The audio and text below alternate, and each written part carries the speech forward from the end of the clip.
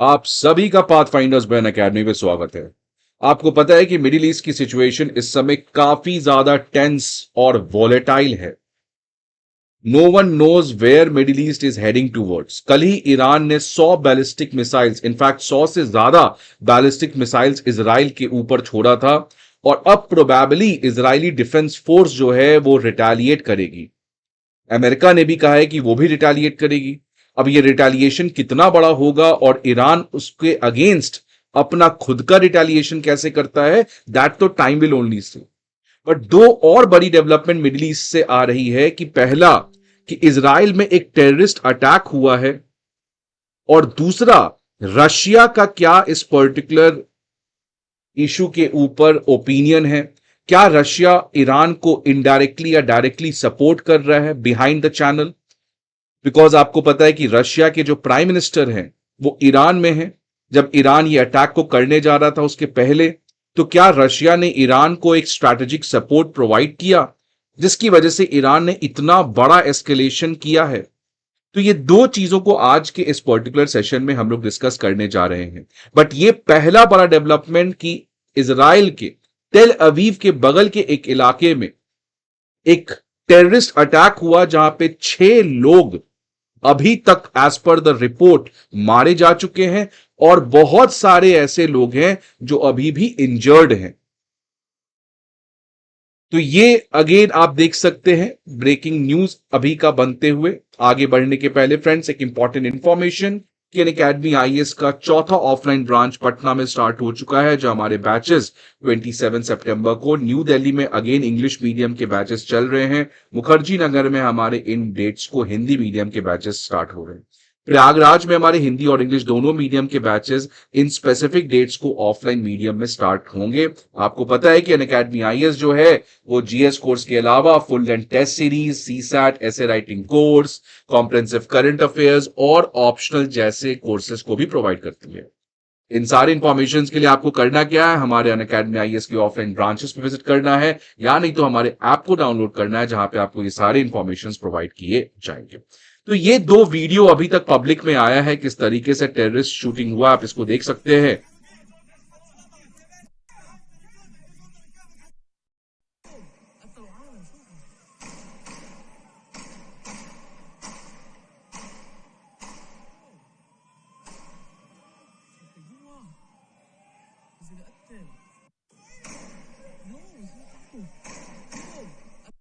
तो ये एक आई विटनेस ने दो वीडियोस को रिकॉर्ड किया है जो अभी सोशल मीडिया पे काफी ज्यादा चलाया भी जा रहा है। अब ये पर्टिकुलर न्यूज क्या है इसको समझते हैं। पहला टेररिस्ट वाला अटैक क्या है, तो दो पैलेस्टीनियन गनमैन ने ओपन फायर किया। याद होगा आपको 26/11 इंडिया के ऊपर ओपन फायर। वैसे सिमिलर वहां पे एक छोटे स्केल पे हुआ कि दो पैलेस्टीनियन गनमैन एक रेलवे स्टेशन के पास ओपन फायर करना स्टार्ट कर दिए, जिससे 6 लोगों की तो ऑन द स्पॉट डेथ हो चुकी है, 12 लोग बहुत ही क्रिटिकली इंजर्ड। जो इजरायली पुलिस है इसने साफ कर दिया कि this is an act of terrorism.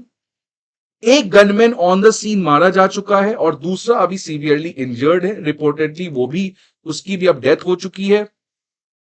और इन सब चीजों के तुरंत बाद इजराइल के ऊपर ईरान के द्वारा अटैक किया जाता। तो ईरान के इस अटैक के कॉन्टेक्स्ट में ये पर्टिकुलर टेररिस्ट वाला न्यूज उतना ज्यादा लाइमलाइट में नहीं आया, लेकिन अब धीरे धीरे करके इसके डेवलपमेंट को ट्रैक किया जा रहा है कि आखिरकार ये जो टेररिस्ट अटैक था ये कितना बड़ा है। जब आखिरकार इस टेररिस्ट अटैक को किया किसने, तो अभी तक कोई भी ऐसे ग्रुप, ना ही हबास, ना हिजबुल्ला या पैलेस्टीनियन जिहाद, किसी ग्रुप ने अभी तक ऑफिशियली इसकी रिस्पॉन्सिबिलिटी क्लेम नहीं की है। बट जो पुलिस का मानना है, वहां के जो लोकल पुलिस है उनका कहना है कि ये पैलेस्टीनियन रेसिडेंट्स थे जो वेस्ट बैंक वाले इलाके में थे। तो वेस्ट बैंक के कुछ पैलेस्टीनियन रेसिडेंट्स, खासकर दो शूटर्स, वो एंटर कर गए थे इजराइल वाले एरिया में और वहां पे इन्होंने ओपन शूट किया। ये पर्टिकुलर चीज हुआ कहां, जाफा रीजन में। जाफा रीजन है ये एक तरीके का ऐसा रीजन है जहां पे अरब पीपल और जूइश पीपल, ये दोनों का एक मिक्स पॉपुलेशन रहता है। बिकॉज आप देख सकते हैं यहां पे रामल्ला है, जो पैलेस्तीन का कैपिटल है, और जाफा है, यहां पे ज्यूज लोग रहते हैं। तो ये एक तरीके का ऐसा लोकेलिटी है जो अरब ज्यूश रहते हैं। तो कुछ लोग एज पर द पुलिस का ये कहना है कि वो यहां से यहां पे एंटर कर गए थे, पैलेस्तीनियन जो वेस्ट बैंक में रह रहे थे, और वो वहां पे जाके ओपन फायर किए। अमेरिका का अब एक ऑफिशियल रिस्पांस आज सुबह के प्रेस कॉन्फ्रेंस में आया है, जब से ईरान का ये अटैक हुआ है और टेररिज्म, दोनों अटैक पैरेलली इजराइल के ऊपर हुआ है। तो अमेरिका ने साफ शब्दों में कहा है कि सीवियर कॉन्सिक्वेंस होने जा रहा है ईरान के ऊपर। वहां के जो ऑफिशियल है उनका कहना है कि अमेरिका के शिप्स और एयरक्राफ्ट स्टैंड बाई पे हैं। इजराइल को किसी भी तरीके का सपोर्ट चाहिए, सो अमेरिका इज देयर। और ईरान ने एक बहुत बड़ा गलती किया है इस तरीके के अटैक करके।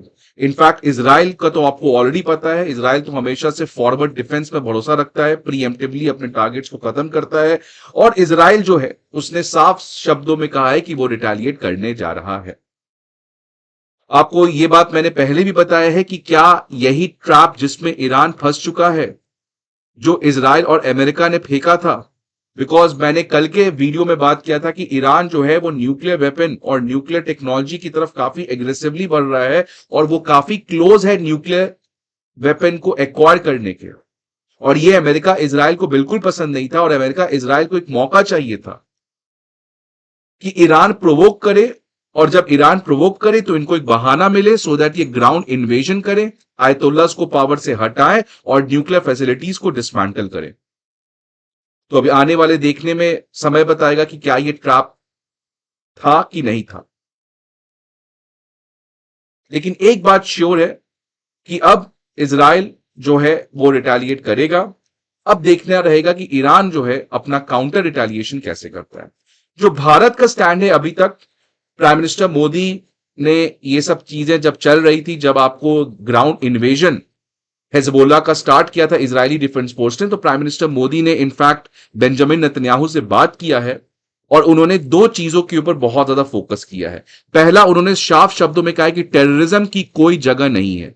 ये तो हमारा पहले से स्टैंड है, जब से हमास ने इस तरीके से टेररिस्ट अटैक किया था 7 अक्टूबर को, उस समय भी प्राइम मिनिस्टर मोदी ने यह कहा था। और दूसरा चीज प्राइम मिनिस्टर मोदी ने नेतन्याहू को कहा है कि आप थोड़ा संभल के चले, रीजनल एस्केलेशन ना करें, क्योंकि ये एस्केलेशन अगर और बढ़ता है तो आपको पता है कि इंडिया को एक सिग्निफिकेंट इंपैक्ट होगा। ऑलरेडी हमारे शेयर मार्केट घट चुका था, इंडिया का एक बहुत बड़ा डायस्पोरा इस पर्टिकुलर एरिया में रहता है, तो उसकी भी सिक्योरिटी, स्टूडेंट्स रहते हैं, तो इसलिए इंडिया जो है वो इस चीज में ज्यादा रीजनल एस्केलेशन को नहीं चाहता है। ये जो पर्टिकुलर इशू इजराइल में चल रहा है, उसके बाद तुरंत इंडियन एम्बेसी का एक एडवाइजरी जाहिर होता है, जहां पे इंडियन एम्बेसी का कहना है कि जितने भी इंडियंस हैं वो सारे सेफ्टी प्रोटोकॉल्स को फॉलो करें, और जो सेफ्टी शेल्टर्स हैं, जो बंकर्स हैं, उसके काफी क्लोज रहे। तो जब से ये बैलिस्टिक मिसाइल का अटैक हुआ है, तब से इंडियन एम्बेसी ने अपने सिटीजन्स को एक एडवाइजरी नोट दिया। अब ये पहला डेवलपमेंट था टेररिज्म और किस तरीके से ईरान ने बैलिस्टिक मिसाइल्स का अटैक किया। अब एक बात बताइए कि ईरान ने इतना बड़ा कदम क्यों उठाया।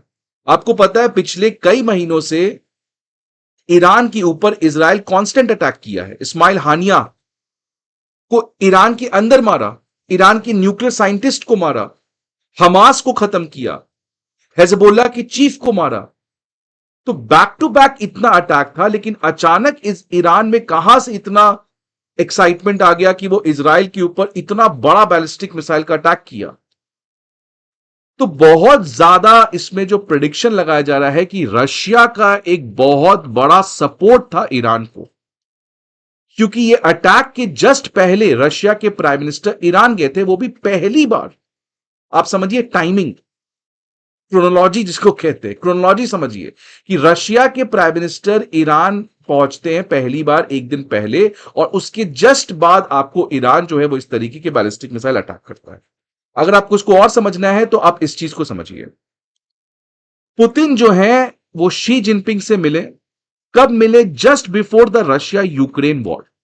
रशिया यूक्रेन वॉर स्टार्ट होने के पहले पुतिन जो है वो शी जिनपिंग से मिलते हैं, और जस्ट उनसे मिलके वापस आते हैं और इस वॉर को स्टार्ट करते हैं।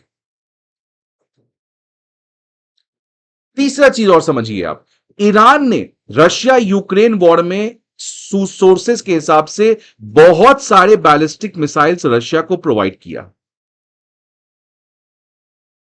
तो ये कहा जा रहा है कि जिस तरीके से पुतिन ने यूक्रेन के अगेंस्ट वॉर स्टार्ट किया था, given the fact that Xi Jinping का एक स्ट्रैटेजिक सपोर्ट था कि भैया आपके ऊपर सैंक्शन लगेगा तो घबराइए मत, हम है ना, वैसे ही इनका भी यही एक्सिस है। ईरान ने रशिया को मदद किया था यूक्रेन वॉर में, और अब ईरान को पता है कि ईरान को इस एस्केलेशन से दो खामियाजा भुगतना पड़ता है। एक तो ईरान के ऊपर और इकोनॉमिक सैंक्शंस लगाए जाएंगे, ये तो कंफर्म है, या हो सकता है कि ईरान के ऊपर इजराइल के द्वारा एक रिटेलिएटरी अटैक किया जाएगा। इन दोनों चीज के अगेंस्ट हेज करने के लिए, अपने आप को बचाने के लिए रशिया का सपोर्ट बहुत ज्यादा जरूरी है।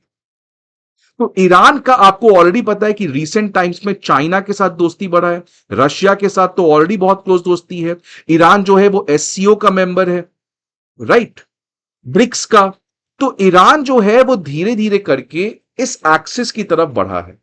तो अगर रशिया का इतना ज्यादा सपोर्ट नहीं होता इस समय ईरान को, बिकॉज ईरान खुद के बहुत सारे प्रॉब्लम से जूझ रहा है, उसकी इकॉनमी क्रैश हो चुकी है, रिसेंटली उसके प्राइम मिनिस्टर हेलीकॉप्टर क्रैश में मारे गए थे, एंटी हिजाब मूवमेंट चल रहा था, प्रॉक्सी ग्रुप्स डीमोटिवेटेड थे जिस तरीके से इजराइल मार रहा था। तो ईरान इतना बड़ा कदम उठाएगा, सरप्राइजिंगली ये किसी को पता नहीं था। तो हो बहुत ज्यादा एनालिसिस है कि रशिया जो है वो इसमें एंटर कर चुका है अनऑफिशियली अभी तक।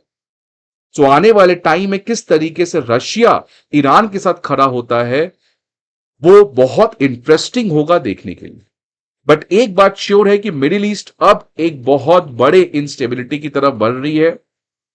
इंडिया का बस एक ही कंसर्न है, इनफैक्ट दो मेजर कंसर्न है, कि एक तो पहले मिडिल ईस्ट में इंस्टेबिलिटी से हमारा तेल का दाम बढ़ेगा, जिससे इंडिया के already current account deficit problem में है, और करंट अकाउंट डेफिसिट हमारा फ्यूचर में बढ़ सकता है अगर तेल की दाम बढ़ती है तो।